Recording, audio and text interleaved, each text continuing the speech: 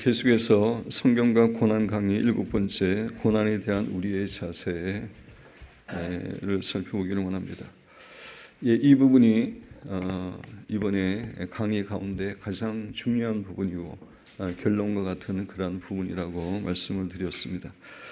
고난에 대한 우리의 자세가 여러분의 교재에는 꽤 많은 페이지에 나오기 때문에 제가 한 페이지로 좀 정리해서 오늘 드렸습니다. 여러분 들어오시면서 다 받으셨죠?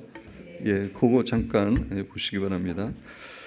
우리가 고난을 맞이했을 때 우리가 어떠한 자세로 반응해야 되는지, 첫 번째, 고난의 원인이 어디에 있는지 이제 파악하는 게 중요하다고 말씀드렸습니다. 그래서 1, 2, 3번 우리 같이 한번 읽어보겠습니다. 그 고난이 죄로 인한 고난일 때는 즉시로 회개하고 돌이켜야 합니다. 그 고난이 영적으로 인한 것이 인생을 대적하면서 영적으로 위에 달한 이유, 영적 성장을 위한 고난, 신자로서의 고난.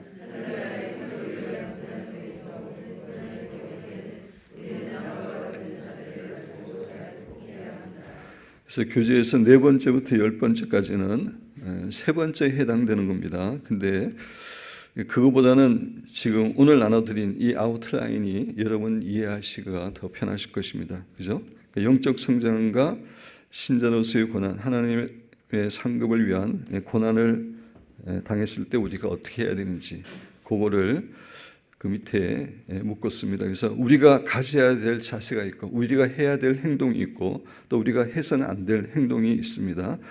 해야 될 자세가 고난을 인생 전체의 그림을 통해서 바라봐야 된다라고 말씀을 드렸고, 또 고난 가운데서 하나님을 전적으로 신뢰해야 됩니다. 이걸 2개는 어제까지 설명을 드렸습니다. 오늘 3번째, 4번째 설명을 드리려고 합니다. 고난 가운데서 감사하고 기뻐해야 됩니다. 또 소망 가운데 끝까지 잘 인내하며 기도해야 됩니다. 이것이 우리가 가져야 될 자세이고, 또 고난 가운데서 우리가 가져서는 안 될 자세는 결코 놀라거나 두려워해서는 안 됩니다. 우리는 불평이나 원망을 해서는 안 됩니다. 우리의 비전을 결코 포기해서는 안 됩니다. 내일은 요 3가지 이렇게 말씀을 드리면서 이제 강의를 마치려고 합니다. 그래서 오늘은 여러분 교재 81페이지 81페이지를 펴보시기 바랍니다.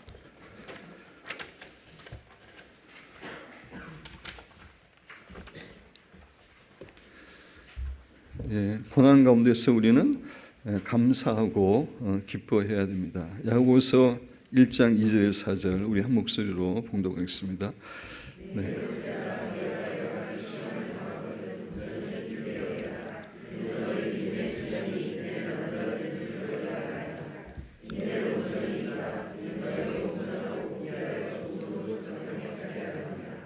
아멘. 우리 아멘을 하셔야 되는데 우리 다시 한번 읽겠습니다. 내 형제들아, 내가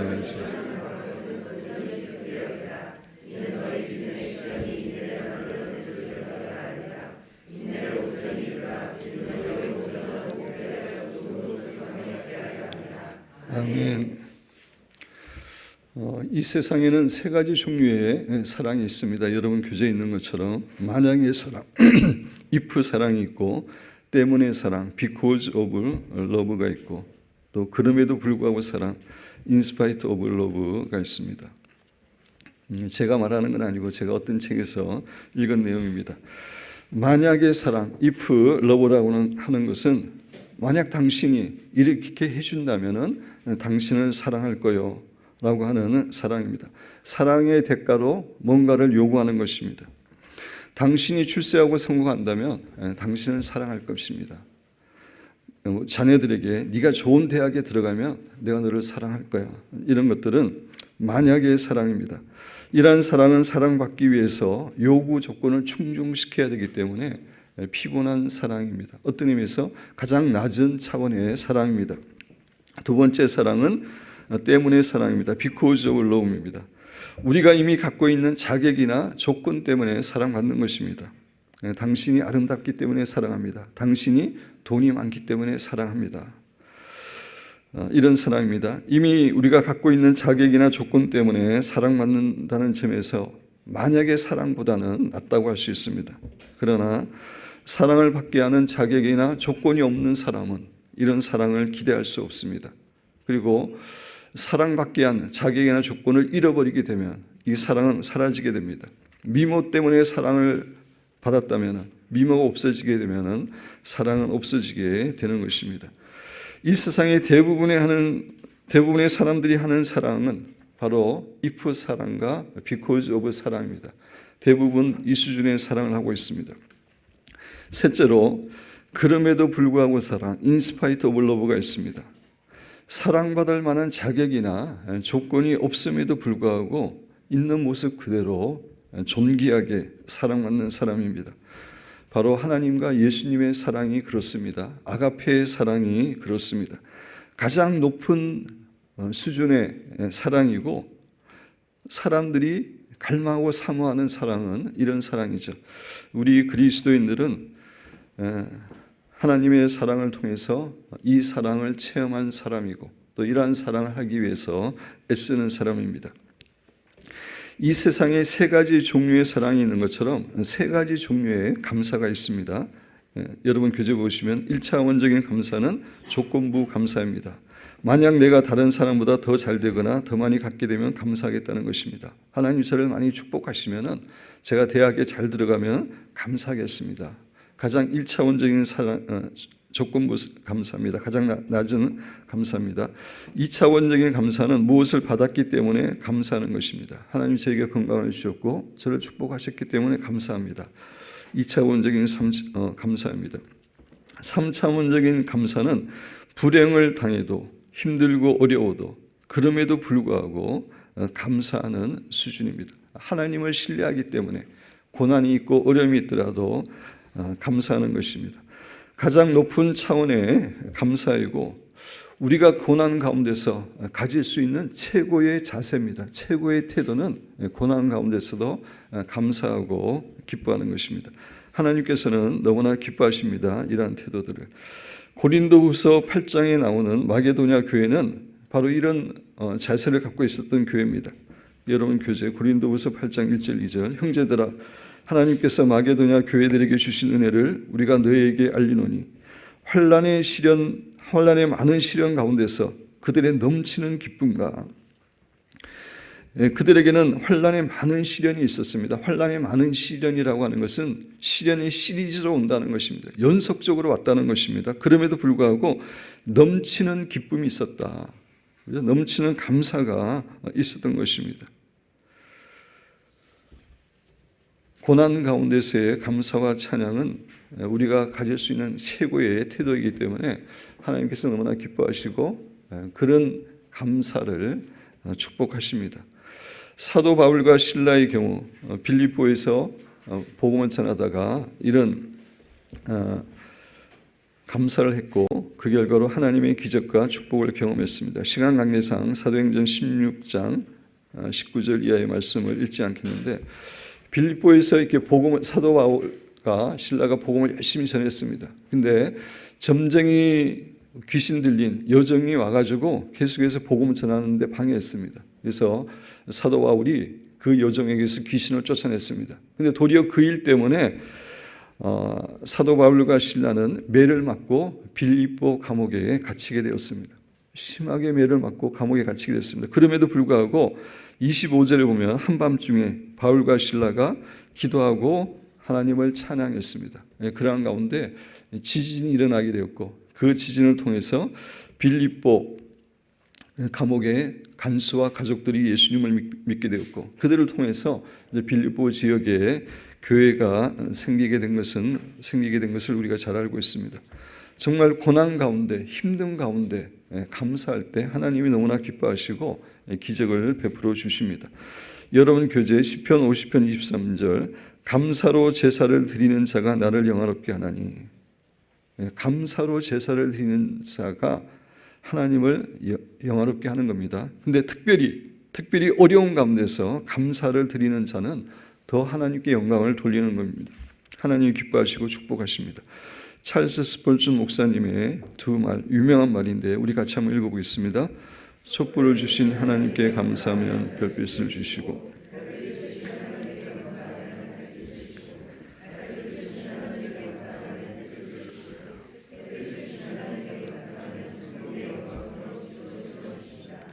불행할 때 감사하면 불행할 때 감사하면 쉽지 않은 겁니다. 내 믿음으로 하나님을 신뢰하는 가운데 감사하면 불행이 끝이 나고 형통할 때 감사하면 더 형통이 연장된다라고 하는 그런 말입니다. 그래서 여러분 교재에 실었지만 18세기 영국의 목사 윌리엄 로라고 하는 유명한 분이 있는데 가장 위대한 성도는 감사하는 성도라고 하는 그런 의미입니다. 같이 한번 읽어보겠습니다.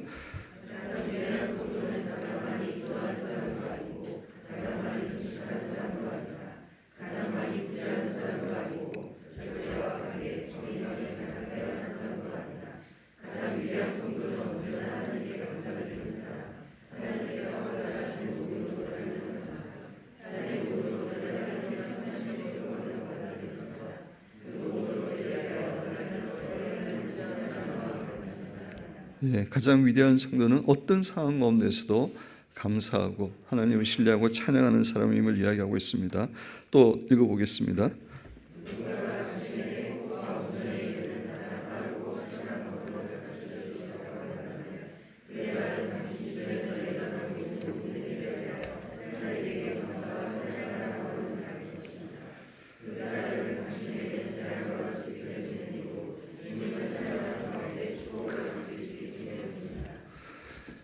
사랑하는 성도 여러분, 감사는 환경에 있는 것이 아니라 우리의 시각에 있습니다. 컵에 물이 반 정도 있을 때 어떤 사람은 컵에 물이 반밖에 없다고 불평을 합니다. 반면에 어떤 사람은 컵에 물이 반이나 있다고 하나님께 감사를 합니다. 여러분, 감사는 시각입니다. 감사는 외부 환경에서 오는 것이 아니라 속사람 안에 있는 태도이고 성품입니다. 감사할 수 없는 상황 가운데서도 감사를 찾는 것이 진정한 감사입니다. 하박국 선지자는 그런 감사를 하고 있죠. 하박국 3장 17절에서 19절 우리 같이 한번 한 목소리 읽어보겠습니다. 비록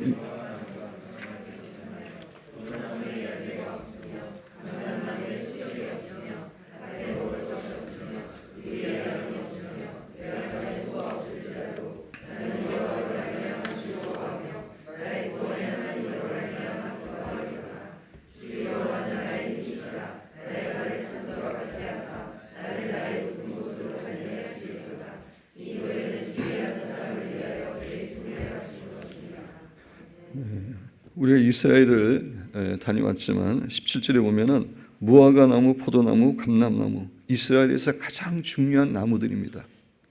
여기서 소출이 나옵니다.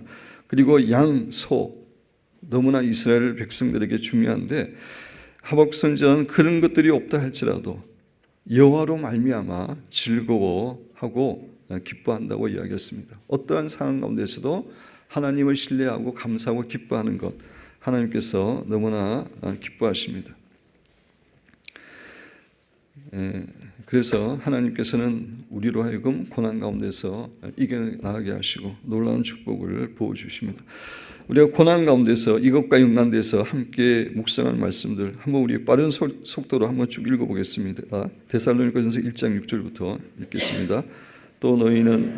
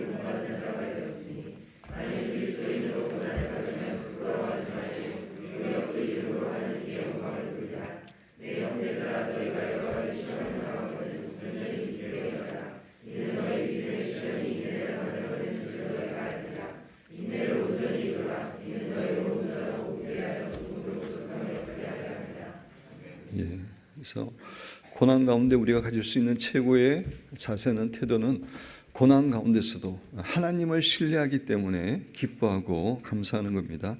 그 다음에 7번째, 소망 가운데 끝까지 잘 인내하며 기도해야 됩니다. 이제 우리가 해야 될 것들 가운데 이제 마지막 4번째인데, 여기서 중요한 단어는 소망, 인내, 기도입니다. 고난 가운데서 우리가 해야 될 것은 소망을 가지고 인내하고 기도해야 됩니다. 우리에게 소망이 있을 때 훨씬 더 우리는 잘 인내를 할 수 있습니다. 어느 대학의 심리학과에서 실험을 했습니다. 큰 이제 물통을 2개를 만들어 놓고 이제 2마리의 쥐를 각각 비슷한 그 상태에 있는 쥐를 집어넣습니다. 근데 2 물통의 차이는, 한 물통은 완전히 뚜껑이 덮여 있어서 빛이 조금 더 들어가지 않는 그런 물통이었습니다.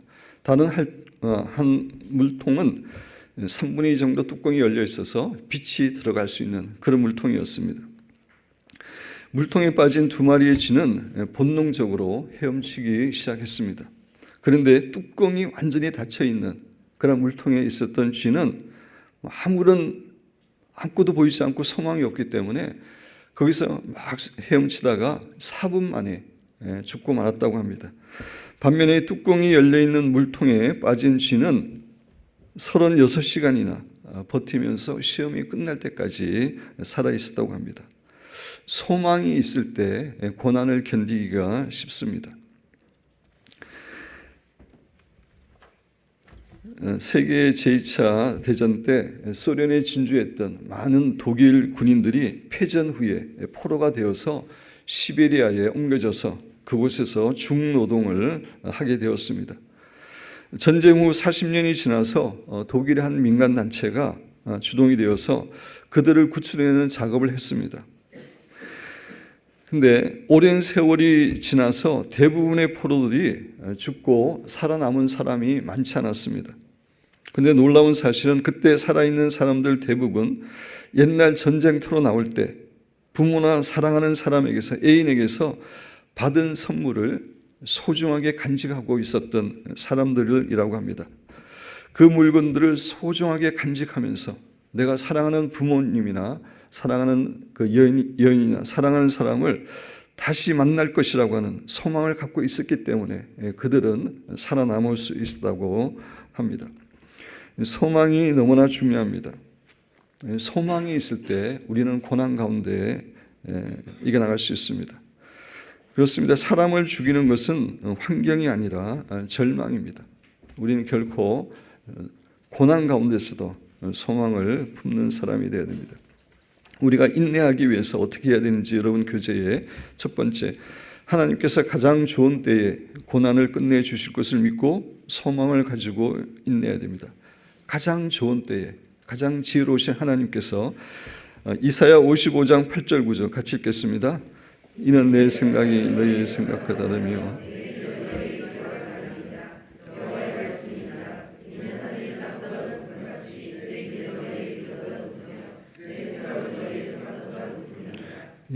우리의 생각과 길과 하나님의 생각과 길은 다릅니다. 하나님이 훨씬 더 지혜로우신 분입니다.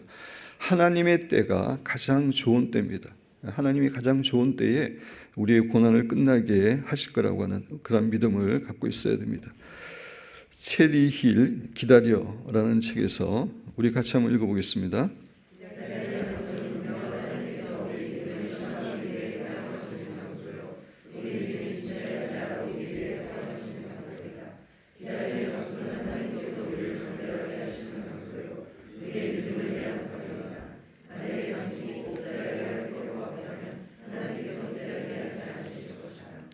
기다리는 것은 정말 힘듭니다. 그럼에도 불구하고 가장 지혜로우신 하나님께서 우리에게 필요하기 때문에 인내하게 하신다라는 것을 생각하고 우리는 인내를 해야 됩니다. 두 번째, 고난에 대해 후에 그 고난의 이유를, 그 고난의 이유에 대해 이렇게 되어 있는데 그 고난의 이유를 좀 건져주시기 바랍니다. 하나님께서 반드시 우리에게 알려주신다는 믿음을 가지고 인내해야 됩니다. 다시 한번 읽으면, 고난에 대해 후에 그 고난의 이유를 하나님께서 반드시 우리에게 알려주신다는 믿음을 가지고 인내해야 됩니다.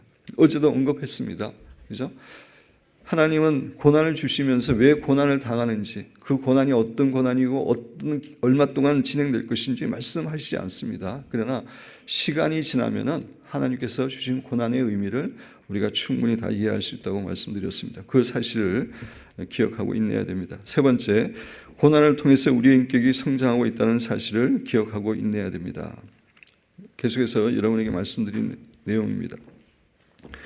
서양에서는 도장을 사용하지 않지만 우리나라에서는 아직까지 도장을 사용하고 있죠. 근데 도장을 만드는 과정을 한번 생각해 보시기 바랍니다. 처음에 그 도장을 꼼짝달싹 없는 그런 틀에 완전히 조입니다. 그리고 날카로운 칼로 그 도장의 살을 파냅니다. 도장이 감각이 있다면 얼마나 힘들겠습니까? 그러나 그 파내는 과정을 통해서 도장이 아름다운 도장으로 변화되는 것입니다. 그런 관점에서 고난을 통해서 하나님께서 우리의 인격을 성장시키고 계시다는 것을 우리가 늘 기억해야 됩니다. 어제도 제가 잠시 서론 부분에서 말씀드렸지만 고난이 깊이 있는 사람을 만듭니다. 고난을 통해서 깊이 있는 인생이 됩니다. 사람이 이렇게 나이가 들수록 성장할수록 깊이 있는 사람이 되어야 되죠. 그죠? 나이가 성장할수록 깊이가 없는 사람이 되어서는 안 됩니다.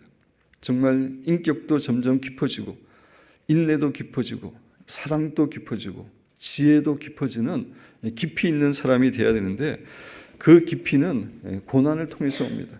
고난이 없으면은 그런 깊이 있는 사람이 되기 힘듭니다. 그런 관점에서 여러분 고난이 우리를 성장시킨다는 사실을 잊지 말아야 됩니다.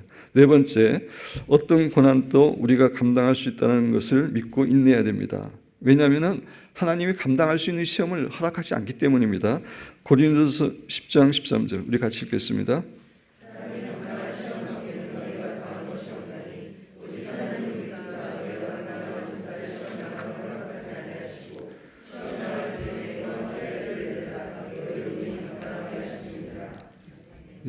고난 당할 때 때로는 너무 힘들어서 내가 감당할 수 없다는 생각이 들 수 있지만 그때도 이 말씀을 기억해야 됩니다. 감당할 수 없는 시험은 하나님이 허락하시지 않습니다. 당연히 지혜로우신 하나님께서 이 사실을 잊지 말아야 됩니다. 다섯 번째, 성급하면은 실수가 따른다는 사실을 인식하고 인내해야 됩니다.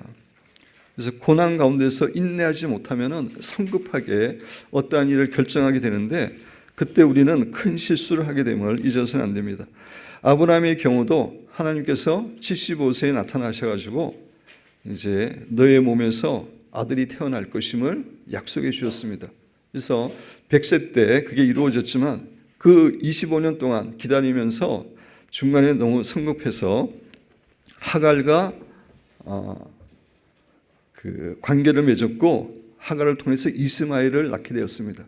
그래서 그 이스마엘 때문에 지금 그 이스라엘과 아람 민족이 얼마나 심한 갈등이 있습니까? 역사적으로. 지금 또 아람 민족이 전 세계적으로 문제를 일으키고 있는데 인내하지 못하고 성급하게 결정할 때 큰 실수를 하게 되는 겁니다. 사울 왕도 마찬가지죠. 사무엘 선지자가 올 때까지 기다렸는데 오지 않고 백성들이 흩어지려고 그러자 제사장만이 드릴 수 있는 제사를 자기가 드려버렸습니다. 그 일로 사울 왕은 하나님께 버림을 받게 되었습니다. 인내하지 못하고 성급할 때는 우리가 인생에 크게 실수하게 된다는 사실을 또 기억해야 됩니다. 여섯 번째, 고난에는 반드시 끝이 있다는 사실을 인식하고 인내해야 됩니다. 고난은 끝이 없는 동굴이 아니라 끝이 있는 터널이라고 말씀드렸습니다. 고난은 마침표가 아니고 쉼표라고 말씀드렸습니다. 끝이 있습니다. 또 일곱 번째, 위대한 신앙인들은 다 인내했던 사람임을 기억하며 인내해야 됩니다. 그 욥의 인내에 대한 그 야고보서 5장 11절에 기록되어 있지만 욥뿐만 아니라 노아, 아브라함, 요셉, 다니엘, 다윗 다 인내의 사람이었습니다. 여덟 번째, 예수님을 바라보고 인내해야 됩니다. 히브리서 12장 1절 2절 우리 같이 읽어보겠습니다. 이러므로 우리에게 구름같이 둘러싼 허다한 증인들이 있으니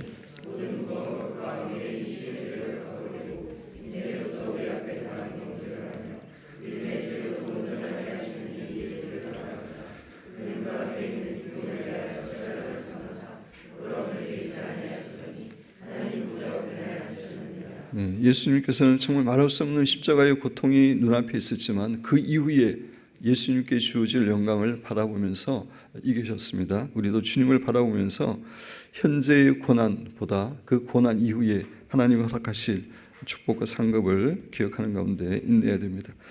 아홉 번째, 우리의 고난에 대해 하늘나라의 상급이 있음을 기억하고 인내해야 됩니다. 이 부분도 여러 번 말씀드렸기 때문에 다시 말씀드리지 않습니다.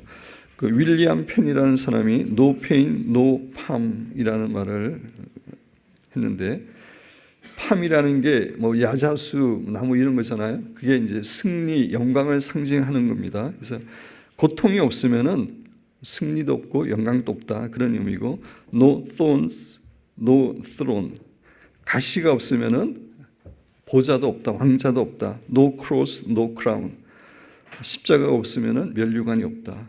고난을 통해서 우리가 축복을 받게 된다라고 하는 그런 내용입니다. 레오날드 레이번 힐, 우리가 이 책을 읽고 있는데 이 책의 내용은 집에 가서 읽어보시고, 그래서 우리가 고난 가운데서도 소망 가운데 인내하는 게 중요한데, 인내할 때 그냥 인내하는 게 아니라 기도하면서 인내하라고 성경은 이야기하고 있습니다. 우리 빌립보서 4장 6절 7절, 시편 50편 15절, 로마서 12장 12절, 그 세 절만 우리 한 목소리로 읽어보도록 하겠습니다.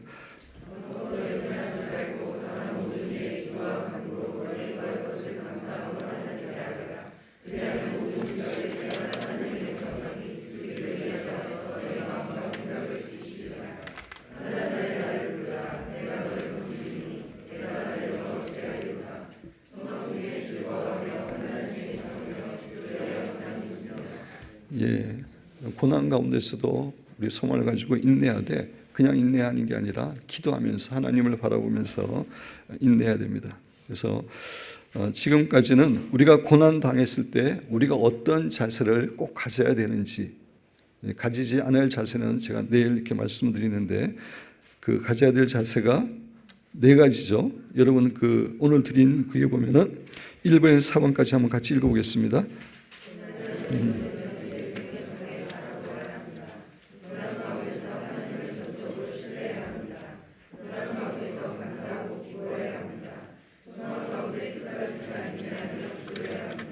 예, 특별히 소망 가운데 잘 인내하며 기도해야 됩니다는 여러 가지 항목이 있는데, 여러분 교재 86페이지 그 1번서부터 9번까지 우리 같이 한 목소리 읽어보겠습니다. 하나님께서